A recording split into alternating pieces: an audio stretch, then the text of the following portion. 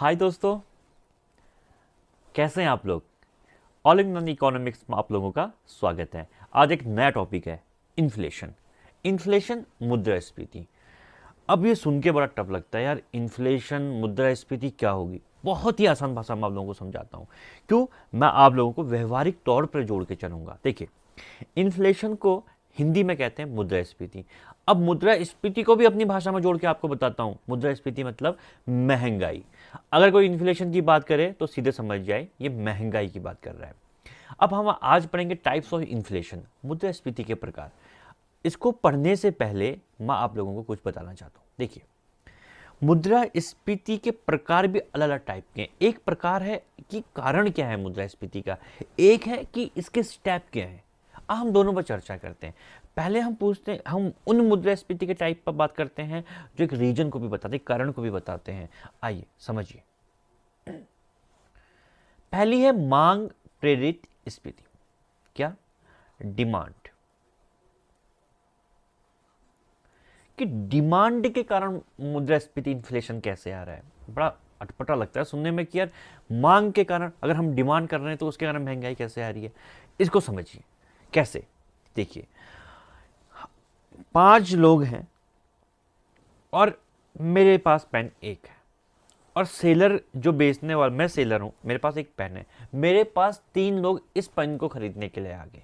अब मुझे क्या डिमांड ज्यादा है लेकिन सप्लाई एक है, तो मैं क्या करूंगा, मैं अपनी इसकी कीमत बढ़ा दूंगा।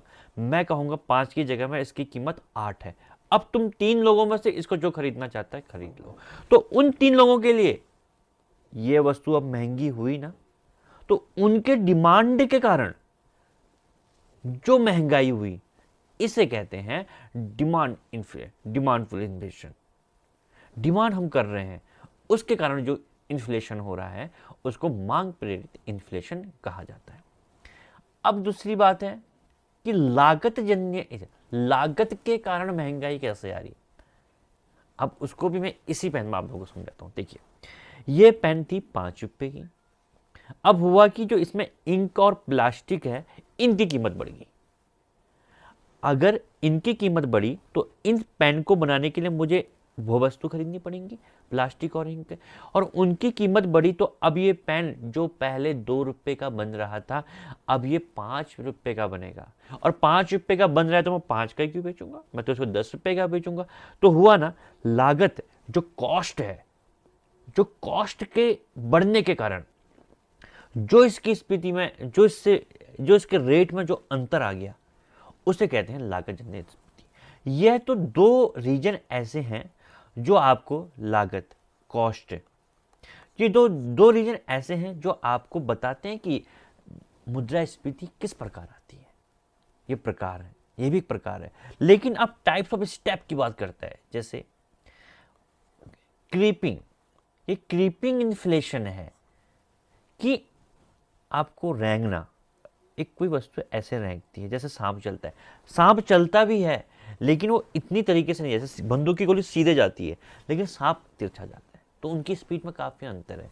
तो कहा जाता है अगर 3% तक अगर महंगाई की दर बढ़ रही है, अगर वार्षिक तौर पर बात करें, आप जो भी ड्यूरेशन है हम वार्षिक तौर पर बात करते हैं कि एक वर्ष में अगर 3% की मुद्रास्फीति बढ़ रही है, मतलब महंगाई बढ़ रही है, मतलब कीमतों में किसी भी वस्तु की कीमत में अगर 3% की वृद्धि हो रही है, तो उसे कहते हैं रेंगती मुद्रास्फीति। तभी तो महंगाई भत्ता भी हमें इस प्रकार से मिलता है। तो यही निकाला जाता है कि, और ये जो रेंगती स्फीति है, यह एक अर्थव्यवस्था के लिए बहुत ही महत्वपूर्ण है। क्योंकि अगर महंगाई नहीं होगी तो वस्तु की कीमत कैसे बढ़ेगी, और कीमत नहीं बढ़ेगी तो लोगों के पास पैसा ज्यादा कैसे आएगा। आज इसकी कीमत 5 रुपये है, 10 साल बाद भी तो जो इसको बेच रहा है वो इस पेन को बेच के एक महीने में 30,000 रुपये कमा रहा है, और 10 साल बाद वो उसको 5 की बेचे और 30,000 भी कमाए, 30,000 रुपये कमाए, तो क्या उसका ये चीज सही है? नहीं, क्योंकि अन्य वस्तुओं की कीमत बढ़ रही है। मुझे इसको बेचकर जो धन है उससे अन्य वस्तुओं में प्रयोग करना है। तो क्रीपिंग 3% की जो वृद्धि दर है वो बहुत जरूरी भी है। फिर आती है चलती स्फीति, वॉकिंग। वॉकिंग इन्फ्लेशन, चलना, इस प्रकार से चलना, हम चल रहे हैं, एक सीधी लाइन में चल रहे हैं, तो इसे कहते हैं वॉकिंग इन्फ्लेशन। ये कहाँ तक होता है? 10% तक। 3% से 10% में जो इन्फ्लेशन कहा जाता है उसे चलती हुई इन्फ्लेशन कहा जाता है। फिर आती है दौड़ती, एक मिनट,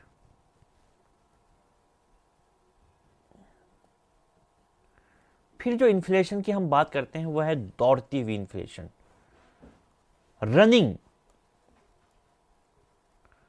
रनिंग इन्फ्लेशन। अब ये दौड़ने लग गई है। अभी तो हम 20% तक पहुंचे थे, अभी 20% के बाद आपका चलना स्टार्ट करता है कहां से? 10%, 10% से 20%, मतलब 10% से ज्यादा और 20% से कम। तो इस मुद्रास्फीति को हम कहते हैं रनिंग इन्फ्लेशन। यहां पर से रनिंग इन्फ्लेशन से सरकार का हस्तक्षेप होना बहुत जरूरी हो जाता है। सरकार को ऐसे नियम बनाने पड़ते हैं जिससे इन्फ्लेशन आगे, महंगाई आगे ना बढ़े, उसे कुछ सरकारी तौर पे कुछ काम करने पड़ते हैं।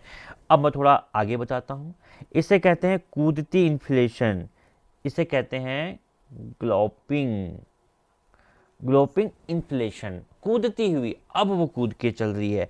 वह अब जो हमारे 20% था, 20% से सीधे कभी बढ़ के चलेगी। ऐसा नहीं 20-21 नहीं, 20 के बाद 30, 40, 50, 60 की 3 अंकों से कम, मतलब 99 कहिए, एक मिनट, 99 कहिए या 100 से कम। इसके बाद जो मुद्रास्फीति आती है वो अतिस्फीति, हाइपर, इसे हम हाइपर कहते हैं, हाइपर इन्फ्लेशन। अब क्या हो रहा है? ये 3 अंकों में आना स्टार्ट करती है, 100% से ज्यादा। अब ये 3 अंकों में आने लगती है, इसको ऐसे याद करिए, 3 ग्लोपिंग इन्फ्लेशन। और यहां से सरकार भी इस मुद्रास्फीति में कंट्रोल नहीं कर सकती और यहां से वह देश अच्छी तरह बर्बाद हो जाता है। और यह इन्फ्लेशन तब आता है जब कोई विश्व युद्ध हो या कोई आपकी जो करेंसी है वो नियंत्रित ना हो, तो इस जगह पे ये इन्फ्लेशन आता है। अब बात करते हैं 2 इन्फ्लेशन की और, खुली इन्फ्लेशन और दबी हुई। खुली हुई और दबी हुई में हम क्या बात करते हैं? देखिए, खुली हुई इन्फ्लेशन क्या है, दबी।